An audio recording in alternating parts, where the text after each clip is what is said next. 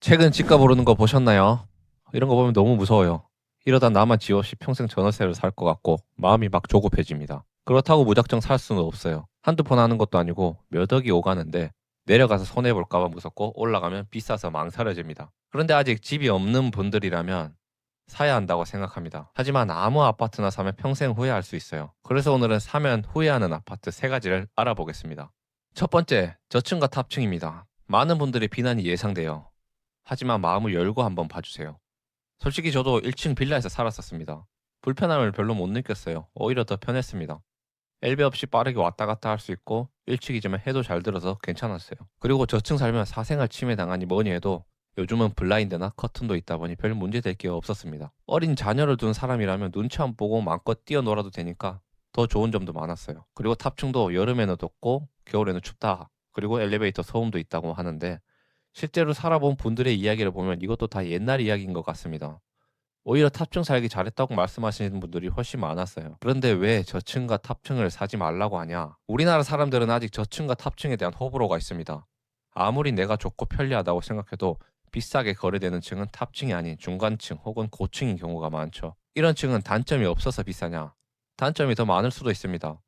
요즘 지어지는 아파트 보면 층간소음이 심하다고 하잖아요. 그래서 각종 사건 사고도 많이 생깁니다. 실제로 저도 강남의 한 아파트 임장하는데 이웃 주민간 욕하면서 싸우고 있더라고요. 뭐 물 내려가는 소리가 들리니 어쩌냐면서 경찰도 현장에 출동하고. 하지만 이 영상을 보시는 이유는 조금이라도 더 돈 되는 아파트를 선택하기 위함이라고 생각합니다. 집은 거주적인 측면도 있지만 자산으로서의 관점도 있기 때문이죠. 그래서 내가 살아보니 장점이 더 많고 어쩌니 해도 아직 사람들은 저층과 탑층을 상대적으로 좋아하지 않고 실제 거래되는 걸 봐도 낮은 가격대로 거래되곤 합니다. 물론 좋든 말든 내가 그냥 평생 마음 편히 살겠다고 한다면 상관없겠지만 그래도 이왕 같은 시간 비슷한 돈이 들어간다면 조금이라도 사람들이 더 좋아하는 층을 선택하는 것이 내가 팔 때도 더 원하는 가격에 팔 수 있겠죠. 두 번째, 세대수가 적은 나홀로 아파트.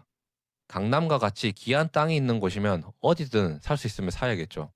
근데 그렇지 못한 곳이라면 최소 300세대 이상의 아파트를 우선 보시길 추천합니다. 흔히 세대수가 작으면 관리비 많이 나온다면 이런저런 얘기가 많은데 진짜 중요한 것은 황금성이 안 좋습니다. 많은 분들이 처음 아파트를 살 때 내가 원하는 지역에 원하는 곳을 한 번에 사시는 분들은 많지 않을 겁니다. 처음에는 모아둔 돈도 별로 없고 불만족스럽더라도 나의 예산에 맞는 아파트를 먼저 선택하게 되죠. 그리고 현실을 깨닫고 열심히 저축하고 모은 돈으로 갈아타는 방법을 하며 원하는 지역과 아파트를 목표로 하곤 합니다. 이때 중요한 게 황금성입니다. 갈아타려고 해도 내 집을 팔고 갈아타야 할 거 아니에요. 집이 팔려야 돈이 생기니까요. 그런데 세대수가 작은 아파트들은 거래가 많지 않다 보니 팔 때 얼마에 팔아야 적정한 가격인지 알기 어렵습니다. 사려고 하는 사람의 수요도 한정적이다 보니 원하는 시기에 파는 것이 어려울 수도 있죠. 그리고 세대수가 많고 아파트가 밀집된 지역은 확실히 주변 분위기도 많이 다르고 재개발을 노린다고 해도 세대수가 많아야 분담금도 줄고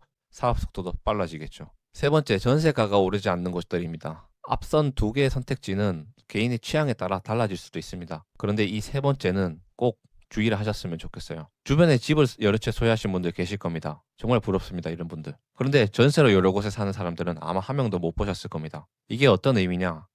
우리는 집을 살 때 매매 가격만 살펴봅니다. 그런데 전세 가격이야말로 아파트의 실제 가치를 반영한 가격이죠. 반면 매매가는 사람들의 기대 심리, 미래 가치가 반영되었다고 볼 수 있습니다. 강남의 구축 아파트가 대표적 예시입니다. 전세 가격만 본다면 강남이지만 다른 지역의 아파트보다 낮은 경우도 많습니다. 그런데 매매 가격은 비교도 되지 않죠. 이게 바로 낡아서 내가 살고 싶지 않다는 현재의 가치. 그래도 강남이라는 지역적 메리트와 새롭게 바뀔 가능성에 대한 기대 심리가 반영된 가격인 거죠. 그런데 강남이야 워낙 좋은 땅이니까 괜찮은데 몇몇 지역에서는 전세 가격이 오르지 않는 곳들도 있습니다. 이런 곳은 자산을 불려주기보다는 오히려 갉아먹는 꼴이 되는 거죠. 한번 생각해 보세요. 중앙은행에서 돈을 계속 찍어냅니다. 돈의 가치는 낮아지면서 인플레이션이 오죠. 짜장면이 대표적 사례입니다. 짜장면 값 많이 올랐잖아요. 그런데 전세 가격이 오르지 못한다? 이런 아파트는 정말 조심하셔야 합니다.